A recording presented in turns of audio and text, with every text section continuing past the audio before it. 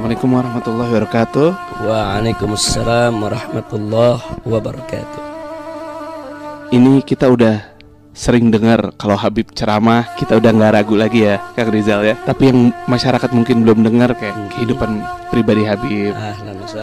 Habib misalnya lahir di mana sih, Habib? Masa kecil Habib tuh gimana? Apakah dari dulu udah rajin baca? Apa sempat jadi kayak anak kecil biasanya bandel gitu, Habib?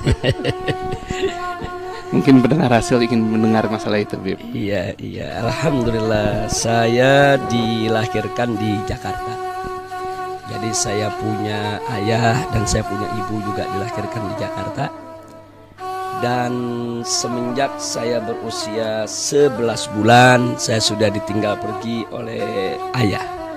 Jadi memang saya hidup sebagai anak yatim, dididik dan dibesarkan oleh saya punya ibu, yaitu almarhumah Syarifah Sidah binti Alwil Attas. Dan ya sebagaimana layaknya anak yatim lah. Anak yatim kata orang banyak yang bandel ya, tapi enggak juga. Dulu kita hidup sebagai yatim dan betul-betul dididik langsung oleh kita punya ibu. Dan beliau betul-betul punya perhatian besar, yaitu terhadap pengamalan agama, terhadap pendidikan, terhadap pergaulan. Jadi kita punya ibu dulu betul-betul mengontrol dengan siapa kita bergaul, kemana kita ngaji, dengan siapa kita belajar, dan bagaimana kita mengikuti pendidikan sekolah. Jadi betul-betul dikontrol. Dan saya bersyukur punya ibu yang punya perhatian tinggi terhadap pendidikan. Masya Allah, Bib. Walaupun ibaratnya single parent ya, Bib ya, ibu karena bapak meninggal duluan, tapi tetap bisa mendidik dan alhamdulillah saya punya ibu sosok perempuan yang ulet, yang tidak mudah putus asa dalam menghadapi kehidupan. Jadi walaupun beliau punya 2 anak yatim, saya dan saya punya kakak, tapi beliau tidak pernah ngeluh, beliau tidak pernah melakukan hal-hal yang tidak patut, dan beliau bekerja yang halal untuk menghidupi, yaitu kami sekeluarga, menyekolahkan kami. Jadi alhamdulillah seorang ibu yang betul-betul telah berhasil menunjukkan bagaimana berperan sebagai seorang ibu sekaligus juga sebagai seorang ayah dalam rumah tangga. Alhamdulillah. Insyaallah. Bib, kalau kuliah Habib, yang kita tahu Habib kuliah di Arab Saudi, di Riyadh. Sebelumnya di mana tuh, Bib? Di Indonesia menjadi pendidikan. Jadi memang saya sejak kecil, saya lahir waktu itu kan tahun 1965, tepatnya tanggal 24 Agustus 1965 atau tanggal 27 Rabiul Tsani tahun 1385 Hijriah. Jadi memang semenjak kecil kita disekolahkan oleh kita punya ibu di sekolah dasar negeri SD 1 Petamburan. Jadi karena saya tinggal di Petamburan, disekolahkannya di SD di Petamburan supaya ibu juga gampang mengontrol, jadi nggak sekolah jauh-jauh. Nah lalu selesai tamat SD, saya diterima sebetulnya diterima di SMP negeri. Waktu itu di SMP negeri 40 Pejompongan, karena memang nilai cukup bagus. Saat itu kan masih sistem rayon ya. Tapi ibu khawatir saya sekolah jauh, karena umur saya ketika itu lulus baru masuk 11 tahun. Jadi karena khawatir, apalagi harus melalui pasar, lewat jalan kereta di Pejompongan, akhirnya beliau tidak setuju saya sekolah jauh-jauh.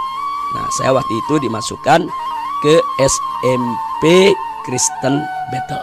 Saya sempat sekolah di sekolah Kristen. Tapi sebetulnya ibu juga khawatir, takut nanti sekolah di sekolah Kristen ini ada pengaruh-pengaruh yang tidak bagus. Nah karena itu saya diwajibkan untuk ikut madrasah diniyah. Nah, jadi kita pagi ikut madrasah diniyah sampai siang. Nah siang baru sekolah di SMP Kristen Bethel selama SMP itu. Nah dari situ saya sekolah di SMA. Pernah sebentar kita sekolah di SMA Negeri 4 karena masih sistem rayon. Mana yang nilainya bagus kan diterima di sekolah-sekolah favorit ketika itu. Nah, cuma karena saya punya ibu sudah pindah dari Petamburan ke Tangerang, yaitu ke Perumnas Tangerang, jadi tidak nyaman sekali dari Tangerang ke Gambir ini. Dulu kan belum ada jalan tol, Dulu masih harus lewat dan mogot, lewat Grogol. Jadi waktu itu habis di jalan. Nah, akhirnya kita ambil inisiatif dan kita sampaikan ke ibu supaya kita sekolah pindah saja. Akhirnya pindah ke SMA Islamic Village yang didirikan oleh Pak Yunan Helmi Nasution. Itu kalau nggak salah itu masih cabang dari Al-Wasliyah ya. Nah, kita sekolahlah di sana sampai lulus. Nah, setelah lulus saya cicipi pendidikan di Lipia. Dulu namanya masih LPBA, Lembaga Pengajaran Bahasa Arab. Itu cabang daripada Universitas Imam Muhammad Ibn Saud yang didirikan oleh pemerintah Saudi. Nah, dari sana saya tidak lama. Saya hanya belajar 1 tahun saja.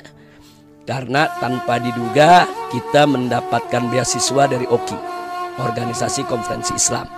Waktu itu ada mustasyarnya di Indonesia, yaitu Sayyid Ridho Al-Attas.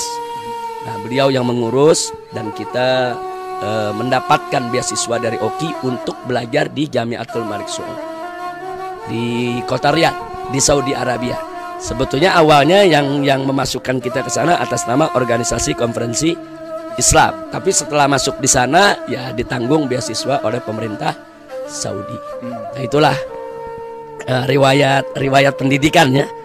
Nah, tapi memang sebelum saya lulus S1 di Saudi Arabia, yaitu ketika lulus Ma'had Lughah mau kuliah, Allah kasih jodoh. Jadi kita lebih dulu kawin sebelum lulus S1-nya. Nah, tapi alhamdulillah saya punya istri ketika itu sangat memaklumi sehingga perkawinan itu tidak mengganggu pendidikan. Dan saya punya istri tidak pernah ikut ke Saudi. Artinya setahun sekali saya pulang. Malah pertama kali kita menikah hanya seminggu. Habis akad nikah 1 minggu kita tinggal untuk melanjutkan pendidikan di Saudi. Jadi setiap tahun kita pulang sampai selesai S1. Begitu S1 selesai, sebetulnya kita diterima di S2. Karena alhamdulillah dengan karunia Allah saya punya nilai cukup bagus waktu kuliah di Kingswood University.